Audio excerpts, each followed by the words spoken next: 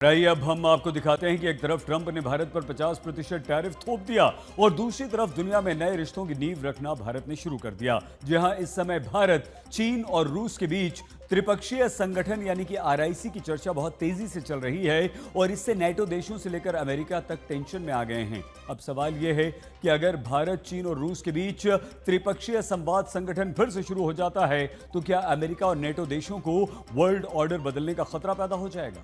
आइए आपको दिखाते हैं कि कैसे रूस अब भारत और चीन की दोस्ती करवाना चाहता है और इस पर भारत का रुख क्या है।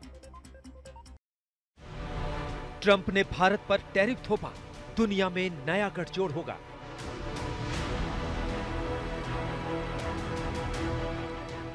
भारत, चीन, रूस का त्रिकोण, टेंशन में नाटो और अमेरिका।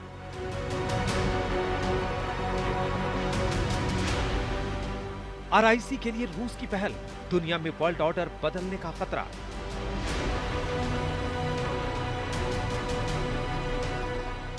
भारत, चीन, रूस के त्रिकोण पर पुतिन का प्रस्ताव, चीन राजी हो गया।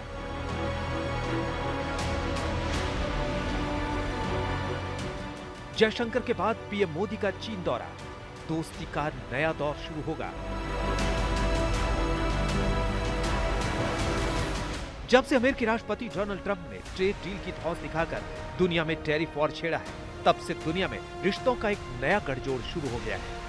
क्योंकि डोनाल्ड ट्रंप और अमेरिका की तरफ से सीधे भारत पर टैरिफ की वजह भारत का रूस से तेल खरीदना बताया जा रहा है, तो पुतिन ने भी एक नया प्लान तैयार किया है। जी हां, भारत, चीन और रूस का त्रिकोणीय अलायंस आरआईसी बनाने के लिए। जैसे ही रूस ने प्रस्ताव भेजा तो पूरी दुनिया में खलबली मच गई, क्योंकि त्रिशक्ति का मिलन होता है तो ये बहुत बड़ी बात होगी और पुतिन इसके लिए पूरा जोर लगा रहे हैं। अगर भारत, चीन, रूस के त्रिपक्षीय संवाद फिर से एक्टिव होते हैं तो दुनिया वर्ल्ड ऑर्डर के मामले में कई धुओं में पड़ सकती है। आज हम आपको वर्ल्ड ऑर्डर के बारे में भी बताएंगे, लेकिन उससे पहले आपको बता दें कि रूस ने कैसे इस त्रिकोणीय शक्ति के गठजोड़ की शुरुआत की है।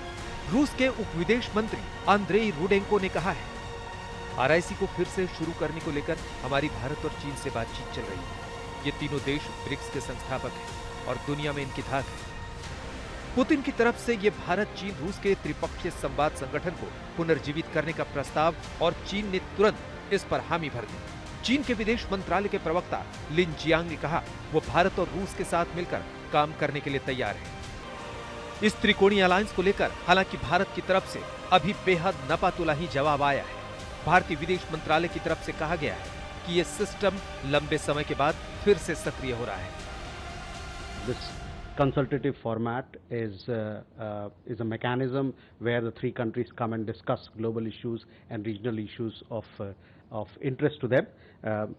As to when this particular RIC format meeting is going to be held, it is something that will be worked out among the three countries and in a mutually convenient manner. और जब 18-19 अगस्त को चीन के विदेश मंत्री वांग यी ने भारत का दौरा किया तो चीन की मीडिया ने इसे प्रमुखता के साथ कवर किया। वांग यी ने भारत के राष्ट्रीय सुरक्षा सलाहकार अजीत डोभाल के साथ दोनों देशों के बीच सीमा विवाद पर अहम चर्चा की।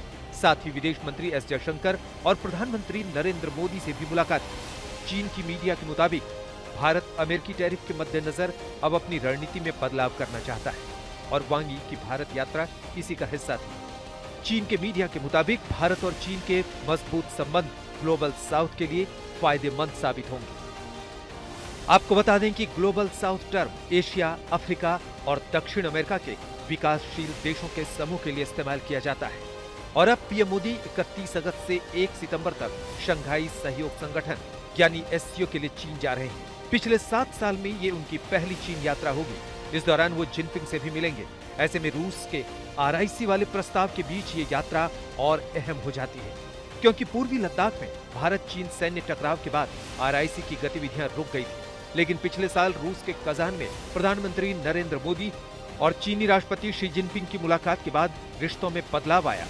फिर एस जयशंकर की बीजिंग यात्रा, राजनाथ सिंह और अजीत डोभाल की चीन यात्राओं से दोनों देशों के बीच धीरे धीरे संवाद फिर से शुरू हो चुका है। अब सवाल ये है कि भारत, चीन, रूस के त्रिपक्षीय संवाद संगठन से अमेरिका को चिंता क्यों होगी? तो सुनिए। भारत, चीन और रूस तीनों मिलकर अगर आरआईसी को दोबारा शुरू करते हैं तो इससे एशिया में एक नया रणनीतिक संतुलन बनेगा। खास बात यह है कि भारत पहले ही क्वाड का हिस्सा है, जिसमें भारत, अमेरिका, जापान और ऑस्ट्रेलिया शामिल है। यानी इसमें 2 पश्चिमी देश हैं। चीन को लगता है कि क्वाड उसकी घेराबंदी करने के लिए बनाया गया है और अमेरिका इसमें अपनी मनमर्जी चलाता है।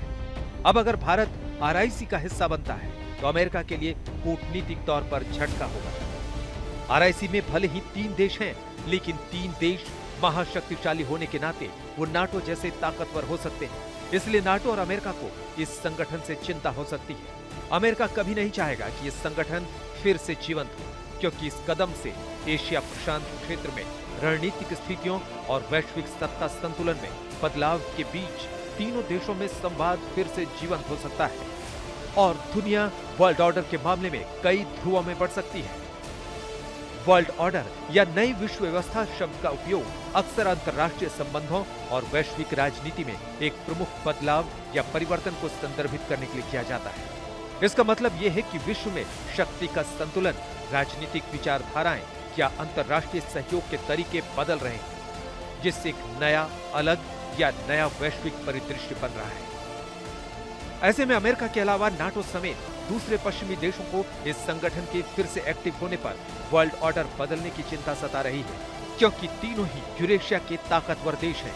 इनमें भारत दुनिया के अलग अलग महाद्वीपों के बीच रिश्ते संतुलित करने और भरोसेमंद देश माना जाता है। ऐसे में भारत रूस और चीन के साथ मिलकर वर्ल्ड ऑर्डर को चेंज कर सकता है।